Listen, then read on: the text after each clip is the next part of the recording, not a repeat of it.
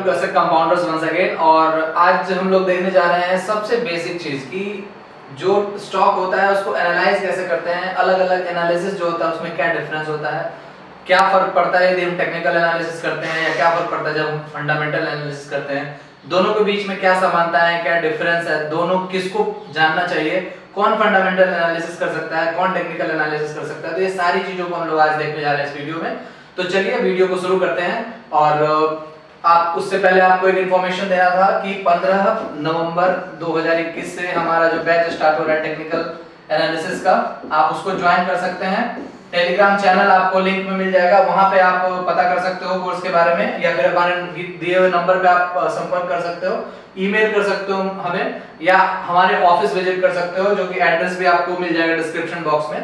तो आप कहीं पे भी कांटेक्ट कर सकते हो हमें, और बैच के लिए आप पता कर सकते हो कि कैसे आपको ज्वाइन करना है। तो दोस्तों चलिए इसको हम लोग यहीं पे, तो चलिए इस वीडियो को शुरू करते हैं एनालिसिस के बारे में। तो सबसे पहले हम लोग देखते हैं कि स्टॉक, कोई भी स्टॉक है, कोई भी एक स्टॉक है, ठीक है। अब इस स्टॉक में हमें इन्वेस्ट करना है, या मैं आया नया एक बंदा है कोई, और वो स्टॉक मार्केट में आया, ये एक स्टॉक मार्केट है, यहाँ पे आया, उसको बहुत सारे स्टॉक दिखे, बहुत सारे मल्टीपल स्टॉक दिखे।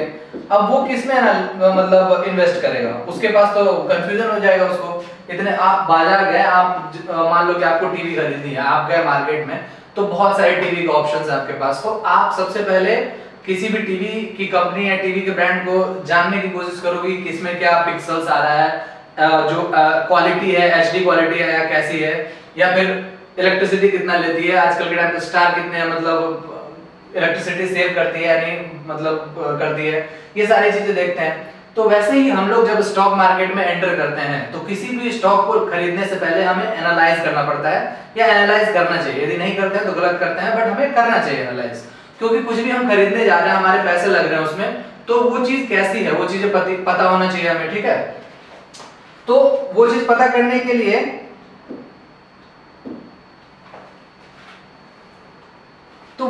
पता करने के लिए हमारे पास कुछ तरीके होते हैं। सबसे पहले तो स्टॉक के बारे में जो हम जानकारी मतलब बता रहे हैं कि एनालाइज करते हैं, तो उसको हम लोग क्या बोलेंगे, स्टॉक एनालिसिस बोलेंगे। क्या बोलेंगे उसको, स्टॉक एनालिसिस, ठीक है।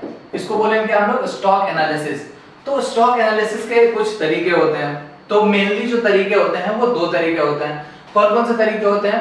जो पहला तरीका है उसको हम लोग क्या बोलते हैं, फंडामेंटल एनालिसिस। क्या बोलते हैं उसको, फंडामेंटल एनालिसिस। और जो दूसरा तरीका है उसको क्या बोलते हैं हम लोग, टेक्निकल एनालिसिस। टेक्निकल एनालिसिस बोलते हैं दूसरे तरीके को। तो एक हो गया फंडामेंटल एनालिसिस और दूसरा क्या हो गया, टेक्निकल एनालिसिस। अब हमारे पास दो तरीके आ गए। अब हमें यह पता होना चाहिए कि फंडामेंटल एनालिसिस क्या होता है और टेक्निकल एनालिसिस क्या होता है। क्या होता है मतलब कि फंडामेंटल एनालिसिस में हम किन चीजों को एनालाइज करते हैं, या जो टेक्निकल एनालिसिस है हम उसमें किन चीजों को एनालाइज करते हैं। तो सबसे पहले हम लोग देखते हैं फंडामेंटल एनालिसिस। सबसे पहले हम लोग क्या देखेंगे, फंडामेंटल एनालिसिस जो होता है वो क्या होता है।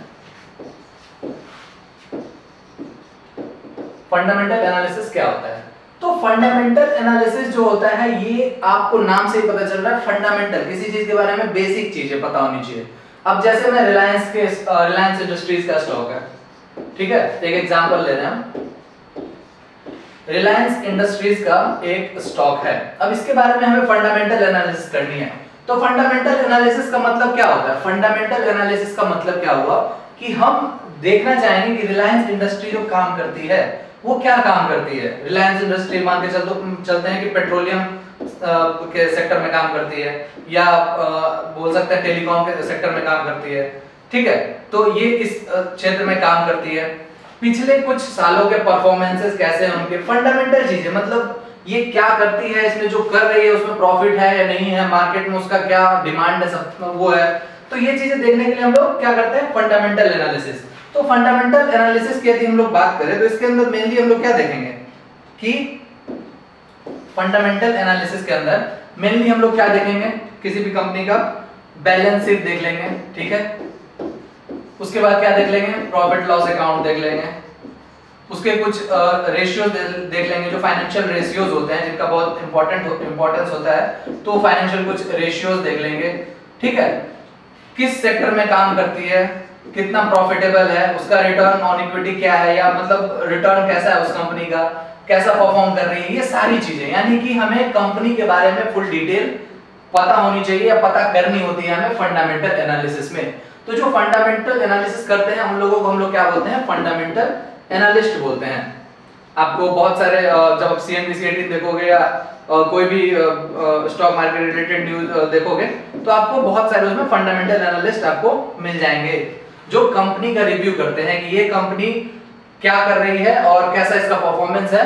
और जो फंडामेंटल एनालिस्ट होते हैं उनका क्या काम होता है, वो लॉन्ग टर्म के लिए इन्वेस्टमेंट, हम लोग कह सकते हैं इन्वेस्टमेंट के पर्पस से कुछ भी चीजें सोचते हैं। कोई कंपनी यदि बहुत अच्छी है तो जरूरी नहीं है कि वो तुरंत ही अच्छा आपको रिटर्न दे देगी।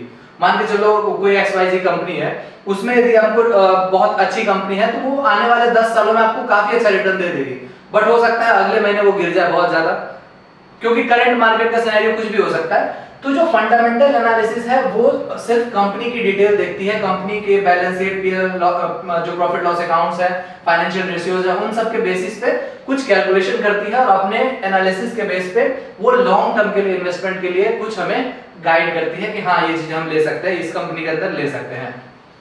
बट फंडामेंटल एनालिसिस के अंदर फिर प्रॉब्लम क्या है, आज के टाइम पे क्या होता है, बहुत ज्यादा फ्रॉड चीजें भी होने लगी हैं, ठीक है, फ्रॉड चीजें होने लगी हैं। तो यहाँ पे ना लिमिटेशन आ जाता है फंडामेंटल एनालिसिस में कि लोग क्या करते हैं, बैलेंस शीट के साथ छेड़छाड़ कर देते हैं। चार्टर्ड अकाउंटेंट्स जो होते हैं वो क्या करते हैं, चार्टर्ड अकाउंटेंट्स उसमें कुछ यदि कुछ मिस्टेक भी है या कुछ हम लोग कह सकते हैं कि इरेगुलरिटीज है तो उसको पैसे देकर उसको अप्रूव करा लिया जाता है। तो ये सब चीजें क्या है, प्रॉब्लम है फंडामेंटल एनालिसिस के। तो इस पे हम भरोसा नहीं कर सकते। अच्छी खासी कंपनीज जैसे सत्यम कंपनी थी तो उसमें क्या था, यही चीजें थी कि उनका जो स्टेटमेंट्स था, फाइनेंशियल स्टेटमेंट्स जो थे उसके अंदर बहुत ज्यादा क्या था, इरेगुलरिटीज थी, बट उसको सब हाइड करके और रखा गया, और जब अचानक से सामने आया तो सत्यम क्या हो गया, खत्म हो गया। तो उसी तरीके से जैसा यस बैंक का था तो यस बैंक के साथ भी कुछ ऐसा ही था। तो जो ये स्टेटमेंट्स आते हैं हमारे पास, ये कंपनीज ही प्रोवाइड करते हैं। ये जो स्टेटमेंट आते हैं फाइनेंशियल स्टेटमेंट, ये हमें कौन प्रोवाइड कराता है, कंपनी स्टेटमेंट जो है ये प्रोवाइड कराती है कौन, कंपनी। और कंपनी अपने कंपनी को अच्छा दिखाने के लिए कभी कभी क्या करते हैं, कुछ चीजें हाइड कर लेते हैं, कुछ चीजें छुपा लेते हैं, या कुछ मतलब चार्टर्ड अकाउंटेंट्स से मिलके, या हो सकता है कुछ इरेगुलरिटीज को हाइड कर लेते हैं। तो यहाँ पे थोड़ा सा हम लोग कह सकते हैं कि लिमिटेशंस आ जाती है फंडामेंटल एनालिसिस के अंदर।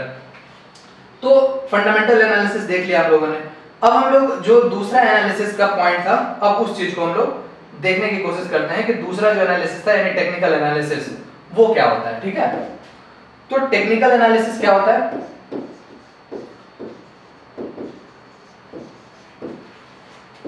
टेक्निकल एनालिसिस क्या होता है, टेक्निकल एनालिसिस। तो टेक्निकल एनालिसिस क्या होता है, टेक्निकल एनालिसिस में हमें कंपनी क्या करती है कोई मतलब नहीं है, कंपनी का प्रॉफिट लॉस कैसा है कोई मतलब नहीं है। हम सिर्फ क्या करते हैं, ग्राफ को रीड करते हैं या चार्ट को रीड करते हैं, ठीक है। ग्राफ या चार्ट को हम लोग रीड करेंगे और इसके बेसिस पे हम क्या देखेंगे कि डिमांड एंड सप्लाई, जो किसी भी स्टॉक की डिमांड और सप्लाई है वो कितनी है या आने वाले टाइम में कैसी रह सकती है। जो टेक्निकल एनालिसिस होता है वो मेनली हमें क्या बताता है, हिस्टोरिकल परफॉर्मेंस बताता है। हिस्टोरिकल परफॉर्मेंस बताता है किसका, स्टॉक का। हिस्टोरिकल परफॉर्मेंस ऑफ स्टॉक बताता है टेक्निकल एनालिसिस। अब इसका क्या मतलब है, हिस्टोरिकल परफॉर्मेंस बताता है का मतलब क्या है। जैसे हम लोग देखते हैं यहाँ पे कोई ये ग्राफ है, ठीक है, किसी शेयर का ये ग्राफ है इस तरीके से और ऐसे चल रहा है ये ग्राफ। अब यहाँ पे देखो ये यहाँ से स्टार्ट हुआ, यहाँ पे गया, फिर यहाँ पे ऊपर गया, फिर यहाँ पे बहुत ऊपर चला गया, फिर यहाँ पे नीचे आ गया। तो यहाँ पे कुछ हमें इंडिकेशन देख सकते हैं टेक्निकल एनालिसिस की मदद से कि ये बहुत ज्यादा हाई हो गया, गिर सकता है। फिर यहाँ से इस पॉइंट से काफी ऊपर गया था, तो यहाँ पे हम देख सकते हैं यहाँ से भी ऊपर जाने के चांसेस है। तो हम लोग पुराने यानी कि पहले यहाँ पे हम लोग देखेंगे कि अच्छा पास्ट में इसका परफॉर्मेंस कैसा रहा है। इस पास्ट के परफॉर्मेंस के बेसिस पे हम लोग फ्यूचर को प्रेडिक्ट करने की कोशिश करते हैं। फ्यूचर को प्रेडिक्ट करने की कोशिश करते हैं कि ये जो शेयर है ये आगे किस साइड मूव कर सकता है। तो इस तरीके का जो एनालिसिस है इसको हम लोग बोलते हैं क्या, टेक्निकल एनालिसिस। यानी टेक्निकल एनालिसिस के अंदर जैसा कि हम लोगों ने पहले भी देखा है कि टेक्निकल एनालिसिस के हम लोग अंदर क्या देखते हैं, हिस्टोरिकल परफॉर्मेंस देखते हैं और ये चार्ट के बेसिस पे काम होता है। इसमें हमें कंपनी क्या करती है, कंपनी के फंडामेंटल से कोई मतलब नहीं है, हम बस डिमांड और सप्लाई को एनालाइज करते हैं। डिमांड और सप्लाई को क्या करते हैं, एनालाइज करते हैं। तो ये हुआ टेक्निकल एनालिसिस। बाकी टेक्निकल एनालिसिस को और डिटेल में हम लोग देखेंगे, जो अपकमिंग 15 तारीख वाली बैच है उसके अंदर हम लोग काफी डिटेल में देखेंगे, सारे इंडिकेटर्स और सब कुछ देखेंगे हम लोग। बट फिलहाल ये टेक्निकल एनालिसिस का थोड़ा बहुत हमने बेसिक देखा।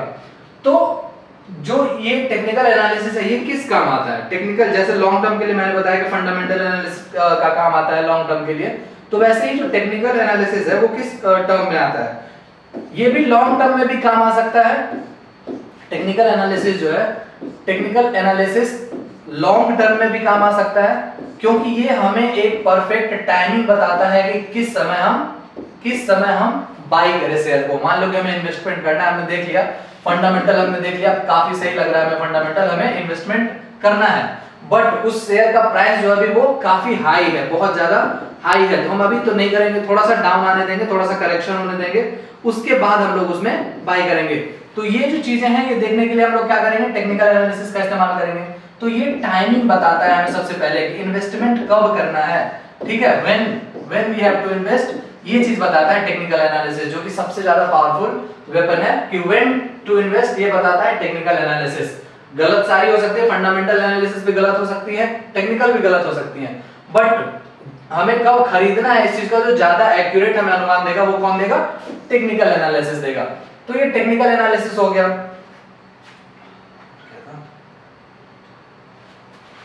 तो लॉन्ग टर्म में देख लिया हम लोगों ने। यदि शॉर्ट टर्म की बात करें तो शॉर्ट टर्म में भी टेक्निकल एनालिसिस काम आ सकता है, ठीक है, शॉर्ट टर्म में भी टेक्निकल एनालिसिस काम आ सकता है। जैसे हमें इंट्राडे करना है या बीटीएसडी करना है, ठीक है, या इंट्राडे करना है, या हम बोल सकते हैं कि हम शॉर्ट टर्म ट्रेडर हैं, ठीक है, शॉर्ट टर्म यदि ट्रेडर है हम, तो भी हम टेक्निकल एनालिसिस को यूज कर सकते हैं। अब आज के टाइम पे ज्यादा डिमांड किसकी है, ये चीज को भी हम लोग देखते हैं। फंडामेंटल एनालिसिस अब डिमांड थोड़ा सा रिड्यूस हो रहा है, उसका रीजन क्या है, जैसा कि मैंने आपको बताया कि जो स्टेटमेंट होते हैं, जो भी फाइनेंशियल स्टेटमेंट्स या रेशियोज होते हैं, उनके साथ क्या होता है, छेड़छाड़ की जाती है आज के टाइम पे, तो उसमें थोड़ी सी रिलायबिलिटी कम हो गई है। तो फंडामेंटल एनालिसिस जो है एक तरीके से हम लोग बोल सकते हैं कि अब थोड़ी सी डिमांड में कम है, या उसका मतलब कह सकते हैं हम लोग की जो एक ट्रेंड है वो डाउनवर्ड की तरफ है। और जो टेक्निकल एनालिसिस है, टेक्निकल एनालिसिस आज के टाइम पे हर किसी को जरूरत पड़ती है, तो ये अभी जो है वो टेक्निकल एनालिस्ट की बहुत ज्यादा डिमांड है मार्केट में। रीजन उसका क्या है कि ये सबसे पहले तो ये चीज बताता है कि आपको इन्वेस्ट कब करना है, तो टाइमिंग बताता है सबसे इंपॉर्टेंट। दूसरी चीज ये कि आपको यदि फंडामेंटल आपने चेक कर भी लिया, तब भी यदि आपको इन्वेस्टमेंट करना है तो टेक्निकल एनालिसिस का तो काम पड़ेगा ही, क्योंकि आपको सही समय पे इन्वेस्ट करना है, कभी भी इन्वेस्ट नहीं करना है। आपको इन्वेस्ट कब करना है, राइट टाइम पे करना है इन्वेस्ट इन राइट स्टॉक्स। तो राइट स्टॉक्स तो आपने चुन लिया फंडामेंटल से, बट राइट टाइम आपको कहां से मिलेगा, राइट टाइम आपको मिलेगा टेक्निकल एनालिसिस से। तो टेक्निकल एनालिसिस हम लोग कह सकते हैं कि अभी थोड़ा सा मार्केट में ट्रेंडिंग है, और फंडामेंटल एनालिसिस थोड़ा सा हम कह सकते हैं कि कंपेयर करें तो अभी के मार्केट में फंडामेंटल थोड़ा सा वीक पड़ता है और टेक्निकल की डिमांड ज्यादा है मार्केट में। तो ये थोड़ा बहुत बेसिक था कि दोनों एनालिसिस क्या होते हैं, टेक्निकल फंडामेंटल एनालिसिस होते क्या है, दोनों में क्या अंतर है, दोनों के क्या एडवांटेज है, क्या डिसएडवांटेज है, ठीक है। तो ऐसे ही इंफॉर्मेटिव वीडियोस आपको हम आगे भी देते रहेंगे, तो हमारे साथ जुड़े रहें, चैनल को सब्सक्राइब कर दे, वीडियो को लाइक कर दीजिएगा दोस्तों, और प्लीज सब्सक्राइब के बिना मत जाइएगा, क्योंकि आप वीडियो देखते हो और सब्सक्राइब नहीं करते हो तो ये थोड़ा सा बुरा लगता है दिल को, ठीक है। तो आप चैनल को सब्सक्राइब कर दो, और बैच ज्वाइन करने के लिए बताया मैंने आपको 15 नवंबर को हमारा बैच स्टार्ट हो रहा है। तो यदि इसको ज्वाइन करना हो तो आप दिए हुए नंबर पे या ईमेल पे या हमारे ऑफिस में विजिट कर सकते हो, और वहां से आप पता करके कोर्स को ज्वाइन कर सकते हो। तो चलिए दोस्तों, इस वीडियो को यहीं पे समाप्त करते हैं, मिलते हैं अगले वीडियो में, बाय बाय।